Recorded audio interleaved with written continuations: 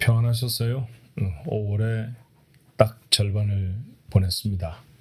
15일이네요. 오늘도 하나님의 은혜가 여러분의 가정에, 여러분의 삶에 충만히 임하시기를 바랍니다. 기도할까요? 은혜와 사랑이 많으신 하나님, 매일매일 한결같은 은혜로 지켜주시니 감사합니다.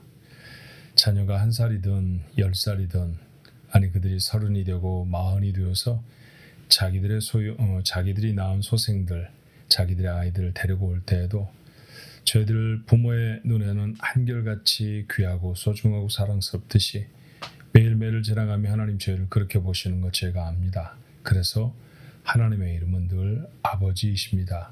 그 아버지 앞에 오늘 하루도 맡기며 나아갑니다. 아버지의 원하시는 대로 살아가는 삶이 무엇일까? 이것이 우리의 거룩한 고민이 되게 하시고 매일을 살아가며 우리의 삶을 다시 한번 살피는 귀한 도구가, 계기가 되게 하여 주옵소서. 오늘도 주의 말씀이 그런 능력의 말씀이 되도록 저희와 함께 해 주옵소서. 예수님의 이름으로 간절히 기도하옵나이다. 아멘. 찬송 310장입니다. 하나님의 은혜로 이 쓸데없는 자 왜 구속하여 주는지 난 알 수 없도다. 함께 찬송합니다.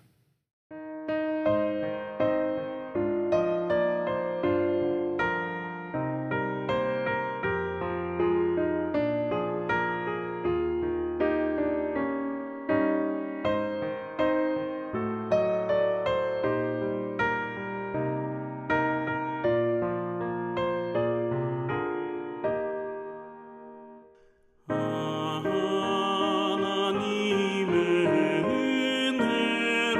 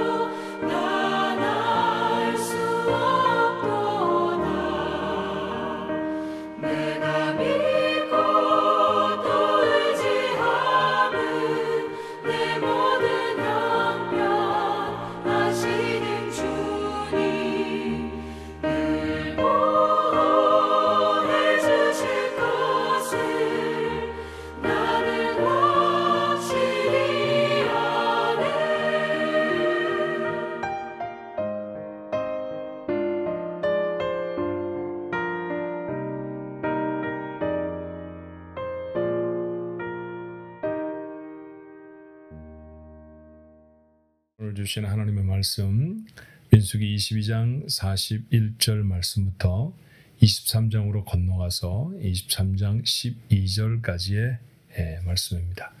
민수기 22장 41절부터 23장 12절 말씀까지 우리 한 목소리로 함께 읽어볼까요? 아침에 발락이 발람과 함께하고 그를 인도하여 바알의 산당에 오르매 발람이 거기서 이스라엘 백성의 진 끝까지 보니라.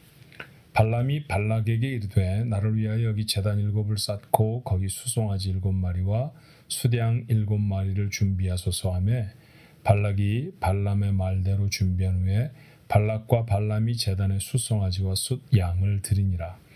발람이 발락에게 이르되 당신의 번제물 곁에 서소서.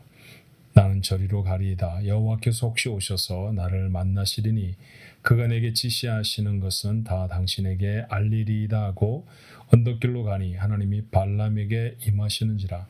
발람이 아뢰되 내가 7 제단을 쌓고 각 제단에 수송아지와 숫양을 드렸나이다. 여호와께서 발람의 입에 말씀을 주시며 이르시되 발락에게 돌아가서 이렇게 말할지니라. 그가 발락에게로 돌아간즉 발락과 모압의 모든 고관이 번제물 곁에 함께 섰더라.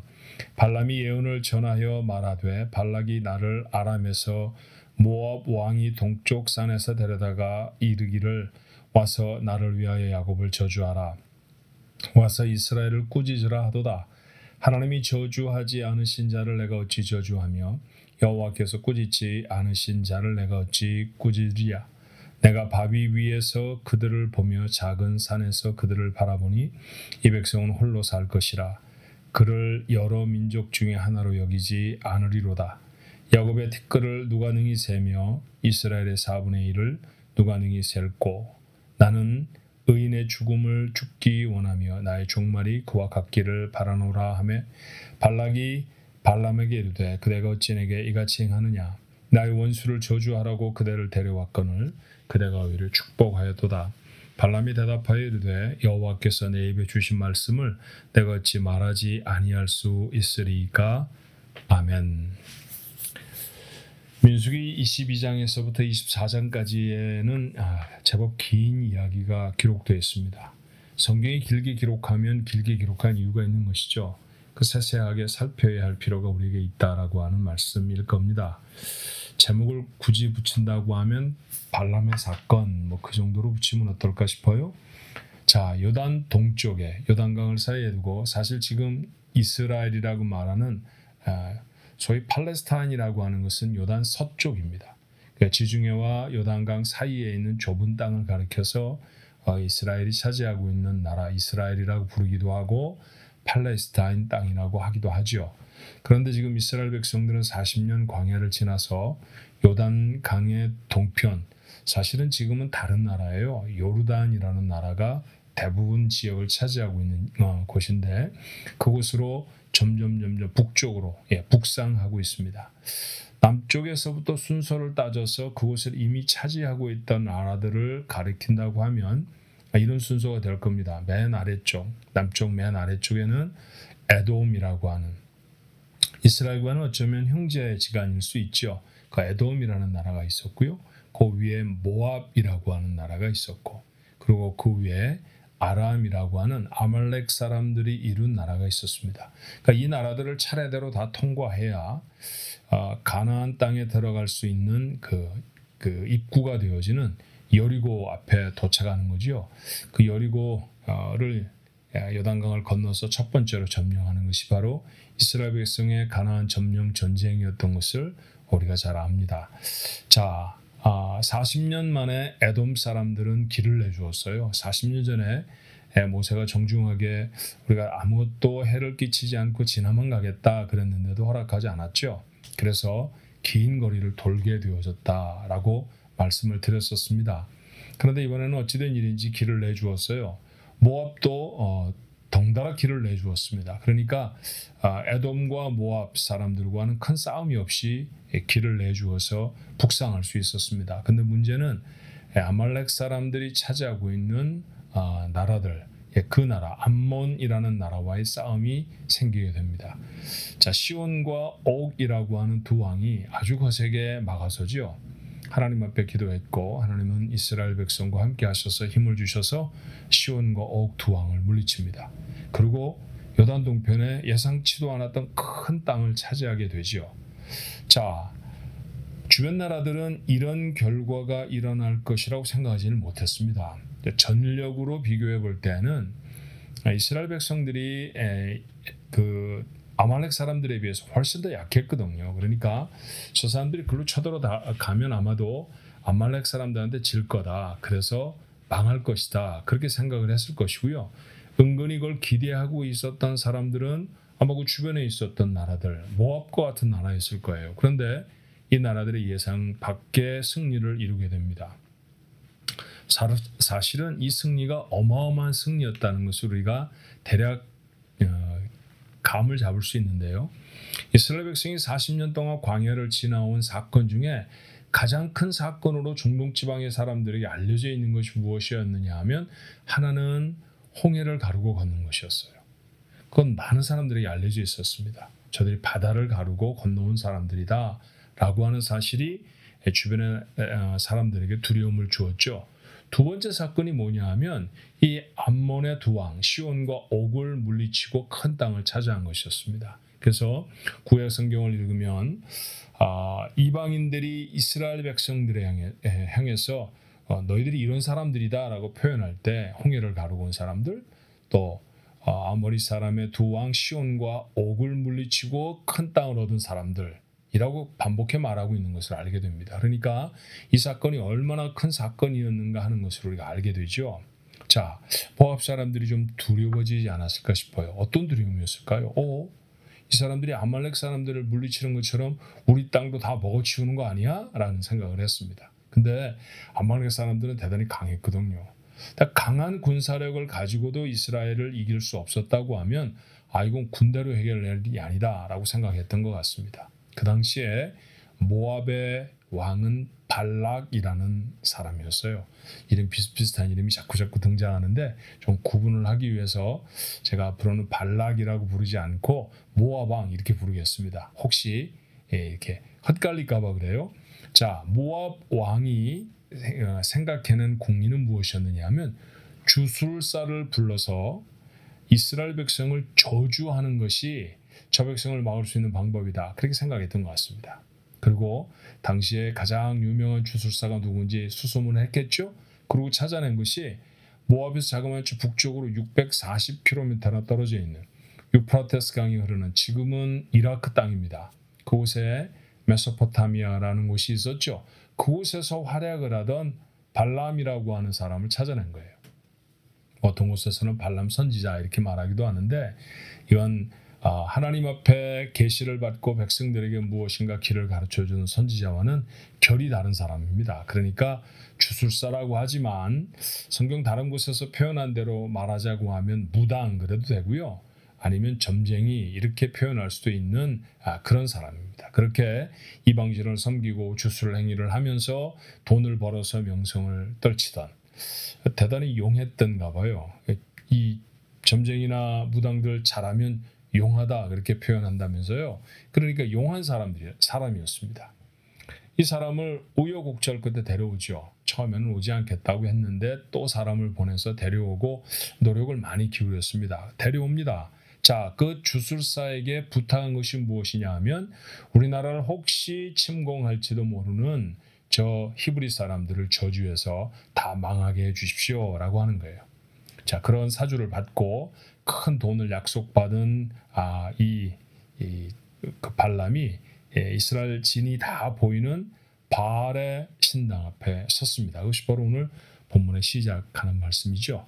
자, 이스라엘 백성들이 제법 들판에 가득 퍼져져 있었을 거예요.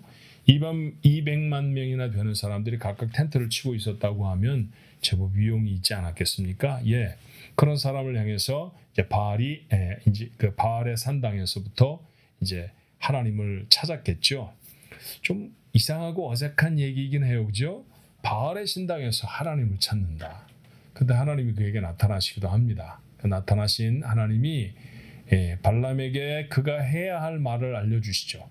자, 기억을 상기시켜 봐야 합니다. 발람이 지금 가진 미션은 뭔가요? 자, 모압 왕이 부탁한 대로 이스라엘 백성들을 저주해야 합니다. 근데 하나님이 그 저주를 막으세요. 저주하지 마라. 이건 내 복받은 나라다. 내 선택한 백성이다. 그러니까 이 백성을 위해서 이렇게 축복해라 라고 하는 말씀을 입에다 넣어줍니다. 그런데 발람은 이미 자기 집에서 떠날 때부터 여호와 하나님이 얼마나 두려우신 분인가 하는 것을 경험했었거든요. 그 명령을 어길 수가 없었습니다. 그래서 많은 돈을 받기로 약속이 되어 있었음에도 불구하고 그가 저주를 해주기를 간절히 기다리는 그런 모압의 고관들과 왕 앞임에도 불구하고 그런 곳에서 이스라엘 백성을 그만 축복하고 맙니다. 이 정말 아이러니한 얘기죠. 어떻게 보면 코미디 한 장면 같기도 해요. 그렇죠? 저주하라고 불러온 사람이 도리어 그 백성을 축복하는 그런 장면이에요. 그렇게 이스라엘 축복한 내용들이 오늘 본문에 기록되어 있습니다. 민수기는 왜 이런 말씀들을 제법 장황하게 기록하고 있는 걸까요? 왜 긴 지면을 할애해서 우리에게 이 말씀들을 대단히 세세하게 기록하고 있는 것일까요? 앞으로도 며칠간 우리가 더 이 민수기 22장에서부터 24장에 걸쳐서 나타나는 이 발람의 사건에 대한 묵상을 할 겁니다만 차례차례 우리가 그런 교훈을 담아가기로 하고요. 오늘 그 중에 한 가지 제가 참 놀랐던 사실 하나를 여러분과 나누고 싶어요. 어떤 말씀에 제가 놀랐을 것 같습니까? 제가 깜짝 놀라는 것은 사실은 오늘 본문 4절의 말씀입니다. 23장 4절의 말씀에 하나님이 발람에게 임하시는지라. 저는 이 말씀이 굉장히 충격적이었어요. 자, 말씀드렸죠? 발람은 주술사입니다. 무당이라고도 부르고 점쟁이라고도 부를 수 있는 사람입니다. 천박하고 괴상한 그런 접신 행위를 해서 신들을 만나는 자가 바로 이 발람입니다. 여러분, 말이 좋아 신이라고 표현하지 하나님 외에 신은 없죠. 그렇다고 하면 그 모든 나타나는 사람이 할 수 없는 초자연적인 현상은 다 사단의 괴계지 않습니까? 사탄이 사람들의 마음을 뺏어가려고 사람들 앞에 여러 가지 모양의 현상을 보여주는 것이 사람들 다른 종교들은 신이라고 표현하지만 그렇게 부를 수밖에 없는 거죠. 그러니까 이건 하나님에게 대적이 되는 사람입니다. 그런데 하나님은 그에게 나타나셔요. 하나님은 주술사의 요청에 응하실 분도 아니고 그런 천박한 행동에 자신을 나타내 보이실 분도 아니잖아요. 그렇죠? 그런데 그렇게 하셨습니다. 왜요? 왜 그러셨을까요? 하나님이 그에게 나타나셔서 하셔야 할 일이 있었기 때문입니다. 그건 무엇이냐 하면 보통 히브리 사람들의 선지자들이나 하나님의 음성으로 전하는 것이 맞지만 그 지역의 사람들은 하나님도 알지 못하고 그러니까 하나님을 섬긴다고 하는 선지자도 인정하지 않았을 것이니까 그들의 입을 통해 전해지는 말을 믿지 않았을 거 아니에요. 그래서 당시로는 유명하다고 하는 이 접신한 사람, 이 주술가를 통해서 하나님이 증거하셔야 할 말씀이 있었기 때문입니다. 그것은 바로 당신의 백성을 사랑하시는 하나님의 마음을 보여주는 것이죠. 나는 이 백성을 사랑한다. 나는 이 백성을 지킨다. 이 백성은 내가 보호하는 사람들이다. 라고 하는 것을 이 발람의 입을 통해서라도 세상에 증거하기를 원하셨다는 것이죠. 저는 민수기 23장의 이 말씀을 읽으면서 사실 이것이 발람이 모압 평야에 서서 이스라엘 백성 앞에 저주를 해야 하는데 축복을 하고 있는 장면으로 읽혀지는 것이 아니라 도리어 다른 사건 하나가 겹쳐서 보였습니다. 그건 다름이 아닌 하나님이 자기 아들을 세상에 보내시는 것이죠. 천국과 세상을 비교하여 얼마나 누추했겠습니까? 얼마나 죄악이 많은 곳이고 얼마나 부패한 냄새가 가득한 곳이었을까요? 그런데 하나님은 머뭇거리지 아니하시고 자기 아들을 그곳에 보내십니다. 그렇게 하면서라도 우리에게 알려주시고 확인시켜야 할 것이 있었죠. 무엇인가요? 나는 너를 사랑한다. 나는 너와 함께 있기를 원한다. 구원하기 위해서는 나는 무엇이라도 할 것이다. 오늘 민수기가 이렇게 긴 지면을 할애해 이 사건을 적는 첫 번째 이유는 난 여기에 있다고 분명히 믿습니다. 세상을 살아가다 보면 불가해한 일들도 많이 보게 되어지고요. 우리의 지략이 다 이해할 수 없는 사건과 일들을 만나기도 합니다. 그런 일들 가운데서도 변치 않고 확실한 한 가지를 붙든다고 하면 그건 무엇이어야 할까요?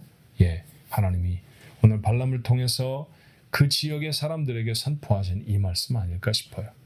하나님에게 나팔이, 만약에 모든 사람들이 다 들을 수 있는 나팔이 준비된다고 하면 하나님은 지금도 서슴없이 선포하실 것입니다. 이 사람은 내가 사랑하는 사람이다. 이 사람을 구원하기 위해 나는 세상에 무엇이든 할 것이다. 하나님께 나팔이 없어 그런 말씀을 안 하시는 것이 아니죠. 세상에 일어나는 모든 풍조와 모든 사건과 모든 일들이 어쩌면 우리를 사랑하신다고 하나님의 증거를 세상에 선포하고 있는 것 아닙니까? 오늘도 그 사랑을 입은 사람들이 여러분과 저라고 하는 사실을 잊지 말며 사십시다. 그렇게 한 날을 살아갈 때 하나님의 사랑을 마음에 담고 살아가는 사람들의 삶은 달라질 거예요.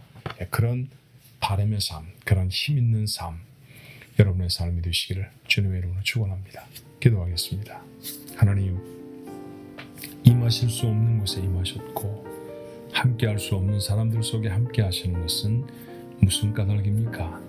우리를 향해 선포하신 하나님의 메시지가 있기 때문이었습니다.